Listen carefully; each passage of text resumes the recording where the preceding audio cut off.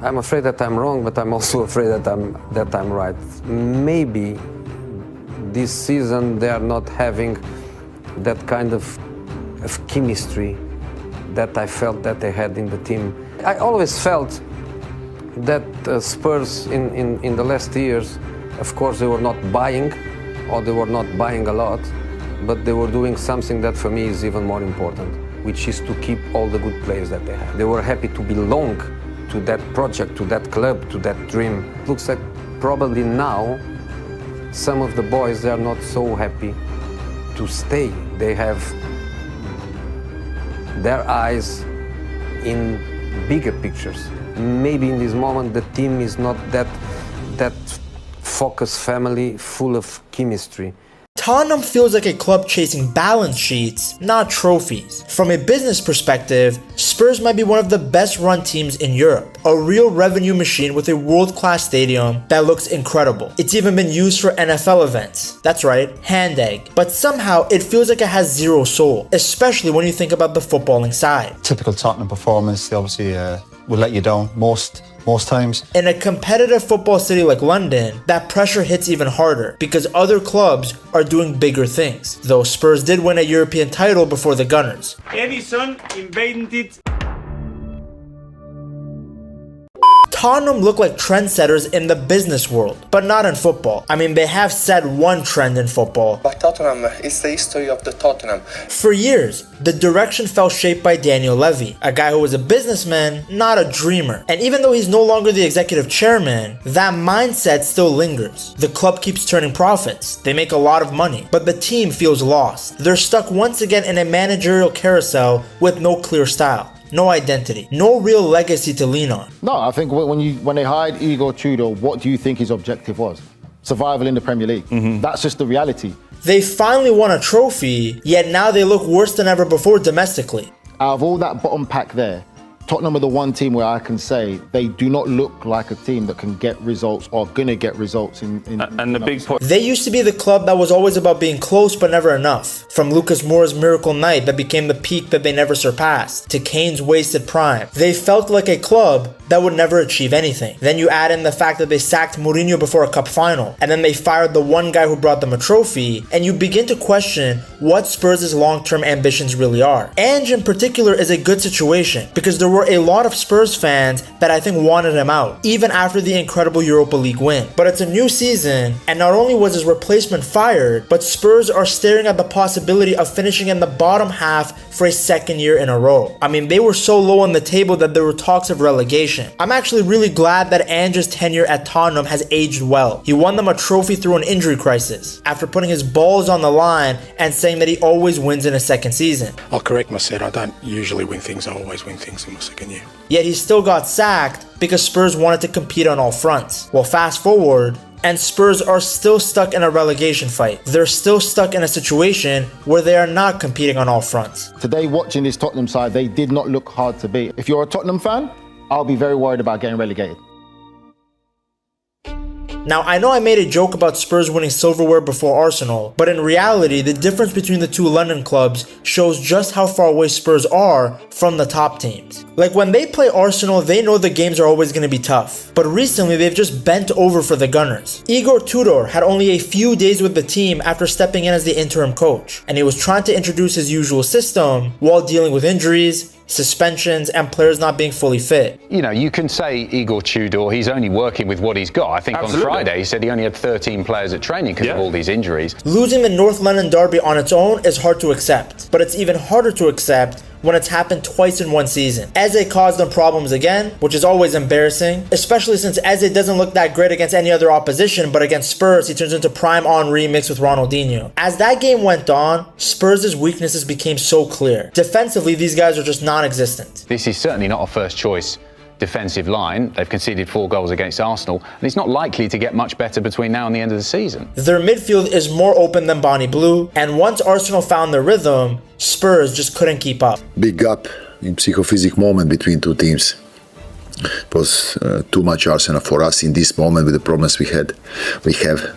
Also, nice to understand where we are. But the bigger picture with this club is so worrying. They've struggled badly at home all season. Their squad still feels disconnected, and the new manager has a job to do in stabilizing things. The team is sitting close to the relegation zone. The pressure is already massive. Of course, it's funny and classic Spurs that while they were struggling in the league, they were doing very good in the Champions League. The thing with Tottenham is you can't even get excited about their talented players, because for years, they had world-class players, but they didn't do anything with it. Back in the early 2010s, for example, Tottenham were not lacking in talent. In fact, that period shows exactly why Spurs fans still feel frustrated today, because the quality was there. They just never fully built around it the right way. Harry Redknapp came in as the manager and brought some much needed stability to the club. After years of inconsistency, Spurs finally looked organized and dangerous again. With players like Gareth Bale, Luka Modric, Jermaine Defoe, Danny Rose, and Kyle Walker, the team started to look like a proper top-level side instead of just another club fighting for relevance in London. That era brought a huge milestone. Tottenham secured a Champions League spot for the first time in the Premier League era, which again at the time and still today is massive. It showed real progress and made people believe Spurs were finally stepping into that elite level of English football. One of the most memorable moments from that time came from when they beat Arsenal, getting a win over them in the league for the first time in over 10 years, with Danny Rose scoring in a 2-1 win. The goal, of course, was very important for the results on the pitch, but it also symbolized a shift in mentality. Spurs finally felt like they could compete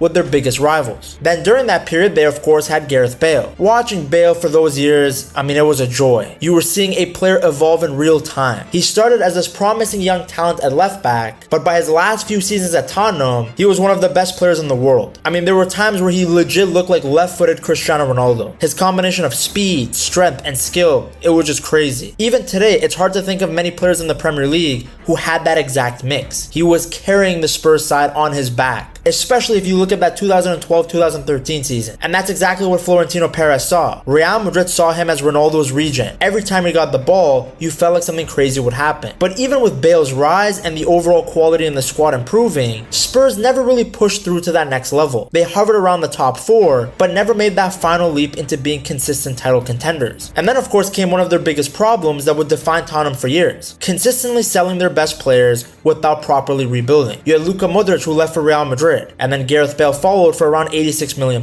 which again, great fees, fantastic profits, and on paper that kind of money should have transformed the squad. Instead, it became a symbol of wasted potential. The Bale money was not spent wisely at all. Some of the players did well. Eriksen ended up being a fantastic signing. Chadley had moments, but there were few real successes from that spending spree. Things just didn't really work out. Like yes, Lamela had some great performances and some Tottenham fans might really like him, but from the outside, besides that Rabona goal, what did he really do? Then you have a guy like Paulinho, whose name never comes up when we talk about successful Spurs signing. Like maybe some of you Tottenham fans will come at me in the comments saying that a lot of these players actually had great moments. But for a club to spend that much money and still not improve the overall level of the team, it's impressively bad. Moves like that slowly damaged Spurs' reputation across the footballing world. They had the resources, they had the momentum, but they couldn't turn it into long-term growth on the pitch. Trying to reset that direction, Levy brought in Mauricio Pochettino in 2014. Now Pochettino had done excellent work at Southampton and had built a reputation for developing young players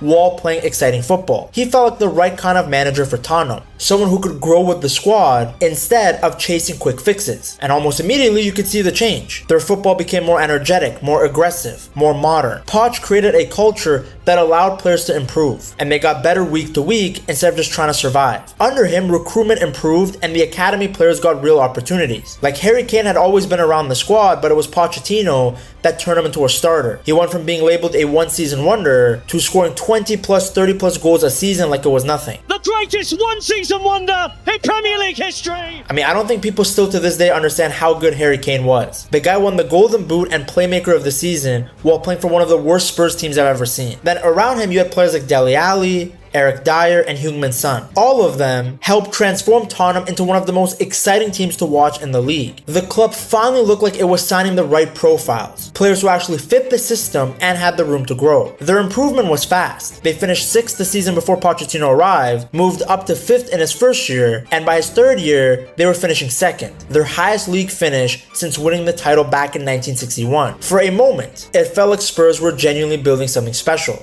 Go back and watch a young Dele Alli Alli. He was Jude Bellingham before Bellingham. He was special. You had him playing behind Harry Kane, and then you had Son, Eriksen. Their attack was so fluid and fun to watch. And it wasn't just the attackers. Kyle Walker and Danny Rose were flying forward. They gave Spurs whip and energy. It was proper football, not what you're seeing from Arsenal right now. In midfield, you had Moussa Dembele, who everybody on any podcast continues to glaze him, but it's for good reason. In my opinion, Dembele. Wow. Yeah, I think he's very good.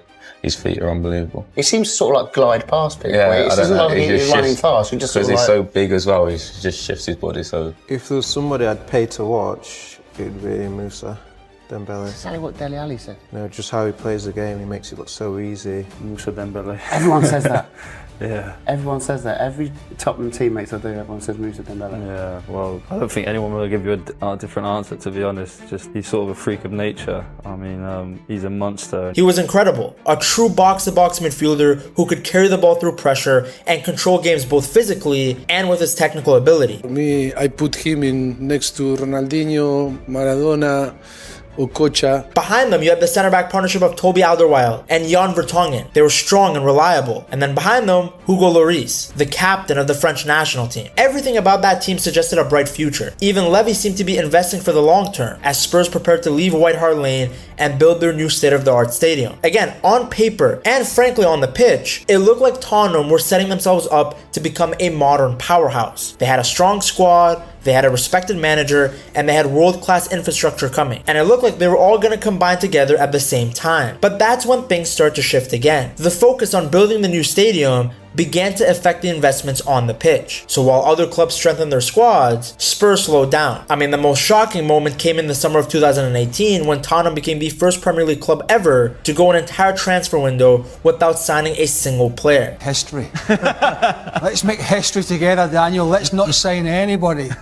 That's right. They didn't sign a single person. And keep in mind, this happened after they had just finished third in the league. So instead of building on momentum, they just didn't do anything. For everybody involved, that decision felt crazy. When you're that close to competing at the top, that's the moment you invest and push forward. That's not the time to freeze spending. So of course, naturally, the lack of reinforcement caught up with them. Players who had carried the team for years started to look tired. They didn't have enough depth, and the identity that Pochettino had built began to fade. Now, despite signing no one, and injuries to Kane, Son, and Dele Alli, Spurs still somehow played well. They had Fernando Llorente stepping up and scoring big goals as Tottenham finished 4th in the league. They even somehow made it to the Champions League final that year, despite barely making it out of the groups. That entire run was a fantastic story and kind of classic Spurs. From beating Manchester City to the miracle against Ajax, Tottenham had beaten all odds, but then they got to the final and lost. Even with all the progress under Pochettino and the new stadium on the way and the rise of players like Heung-min Son and Harry Kane, Tottenham still had nothing real to show for it in terms of trophies. And that's the part that still frustrates fans the most. Tottenham had turned themselves into a club that could consistently fight for Champions League spots. But when it came to silverware, it was non-existent. They looked like a team that was almost there, but could never quite finish the job, like your uncle and erectile dysfunction. There was still some optimism though, especially after that run to the Champions League final. I mean, reaching the final of that competition without investing in the squad the previous summer felt impressive. Almost like Pochettino had squeezed every last bit of quality out of that group. Many people thought that was the moment that Tottenham could finally push forward, invest properly, and build on that momentum. It even looked like Levy had learned from his past mistakes too, because that summer Spurs spent really big. They broke their transfer record to sign Tanguy and Ndombele, brought in Ryan Sessegnon, and added Giovanni Lo Celso. It looked like the squad was finally getting refreshed. But football moves fast, and just 12 games into the new season, everything fell apart. After a rough start, Pochettino was sacked. For many fans, it felt harsh. This was the same manager who had taken them to their highest league finish in decades, and to a Champions League final with minimal backing. Letting him go so quickly felt like the club lost patience at the worst possible time. And when you look back at that era, that perfectly sums up Tottenham's story. They had incredible talent, even before Pochettino came in, but they never truly built the structure around that talent to turn success into trophies. Every time they got close, they held themselves back. Whether it was poor transfer decisions, selling key players at the wrong time, or choosing infrastructure over squad investment, they were never able to jump to that next level. The one time the whole squad was good under Pochettino, the club decided to not take a risk to build a proper team around them, which is why that Ange quote about Spurs is so funny. You know, when you walk into Tottenham, what you see everywhere is to dare is to do. It's everywhere. And yet, their actions are almost the antithesis of it. This is also why Spurs fans still talk about that period with mixed emotions. On one hand, the football was exciting and full of promise. On the other hand, it always felt like the club stopped just short of taking the final step. They had the players, they had the moments, the momentum, but they never fully committed to building a lasting winning project around them. And that's why Tottenham's story always feels like a cycle rather than a rise. The talent appears, you get hope, and then the club fails to build properly around it before starting it all over again. And the worst part is they don't even have an identity, because after always finishing second like your local hooker, Spurs decided to go out and get a manager to help them become winners. So they hired José Mourinho. On paper, it never really made sense. You had an owner who was known for being frugal and business focused, bringing in a manager famous for his win now mentality and demands of spending. So it came as no surprise that the styles clashed from day one. Mourinho wanted immediate success, while Tottenham's structure was built on long-term control and cautious spending. Unsurprisingly, Mourinho didn't last long. The results were inconsistent, and the football became more defensive, which didn't sit well with the fans who had grown used to Pochettino's energetic style. It's more that you're thinking, how are they going to score a goal? How are they going to win the game? Then the strangest moment came when Mourinho was fired right before the Cup final. That decision really reinforced the stereotype that Tottenham lacked a true winning mentality. I mean, you could have let the guy manage one more game. He could have delivered you a trophy. We don't do that here. But obviously, Levy didn't want Mourinho to win something. He didn't want the narrative changed. I thought it was funny, according to reports from the Telegraph, Levy actually believed sacking Mourinho could give the squad a psychological boost ahead of the final. But I feel like that was more PR than reality. Now, many people thought that Levy learned from his mistakes after hiring Ange Postecoglou, because after Mourinho, he still went with a defensive coach in Antonio Conte, and once again, it didn't work out. But Ange arrived with a strong reputation after his success at Celtic, and from the very get-go, he gave Spurs something they had been missing for years: a clear identity. It's just who we are, mate. It's just who we are. It's who we're going to be till as long as I'm here. Like, not only were they getting results in his first season, but you could see the way that he wanted his team to play. That's why he won Manager of the Month for August, and Tottenham were fun to watch again. I mean, Ange ball was high-tempo, attacking, brave. It was a complete reset from the negative energy that had surrounded the club during Antonio Conte's time. They lost confidence, they lost spirit, they lost to be a team. Unfortunately for Ange though, he was done after 2 seasons. It's harsh because some people will say that his domestic form was inexcusable, but the guy won them a title, and the football his team played in that first season was so promising. Add in the fact that his replacement didn't improve the team at all, and you start to wonder if sacking him was a mistake. When you look at these periods all together, it shows you Tottenham's biggest problem. The club has never been short of incredible players. They've had talented managers. They've developed players into world-class players. They reached a Champions League final. But every time they've looked ready to take that next step, they've done something that messed up their momentum. I feel that was a fairly gutless performance. I'll go further, Paul. It's the kind of performance that got Nuno sacked at Tottenham. The obvious, this isn't working, to this isn't going to work, is it? It's the cycle that Spurs fans know all too well. That's why, despite the big names, despite the memorable moments, Tottenham's modern story still feels unfinished. They're a club that keeps getting close, but just not close enough. To see just how good this team was under Ange when they won the Europa League title, you have to watch this video right here.